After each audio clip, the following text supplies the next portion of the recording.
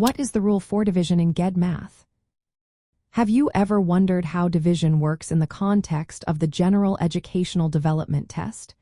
Today, we will break down the rules for division that you need to know for the math section.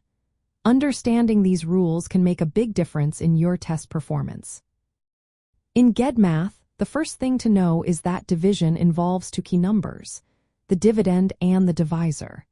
The dividend is the number you are dividing, while the divisor is the number you are dividing by.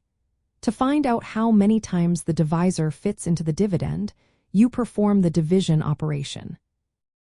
When working with whole numbers, long division is a common method. This process involves repeatedly subtracting multiples of the divisor from the dividend until what remains is less than the divisor. The result of this operation is called the quotient, which tells you how many times the divisor fits into the dividend. If there is any leftover amount, that is known as the remainder. Now, if you are dealing with fractions, the rule changes slightly. To divide one fraction by another, you multiply the first fraction, or the dividend, by the reciprocal of the second fraction, or the divisor. The reciprocal is created by flipping the numerator and denominator of the divisor. After you flip it, multiply the numerators together and the denominators together to get your answer. For example, if you want to divide 5/6 by 2/3, you would multiply 5/6 by 3/2.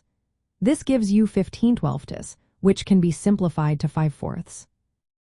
In the GED test, you may also encounter division problems that involve decimals, mixed numbers, or polynomials.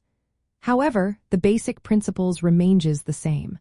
Always remember to multiply by the reciprocal for fractions and use long division for whole numbers. Another important aspect to keep in mind is the order of operations.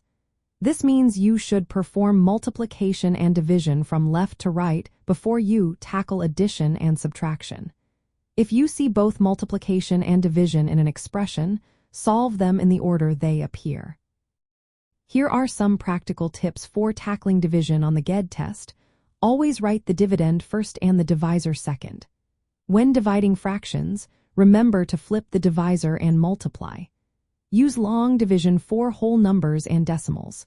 Pay close attention to the order of operations when division is part of a larger expression. Lastly, avoid dividing by 0, as this operation is undefined. By understanding these rules for division, you will be better prepared to tackle division problems on the GED math test.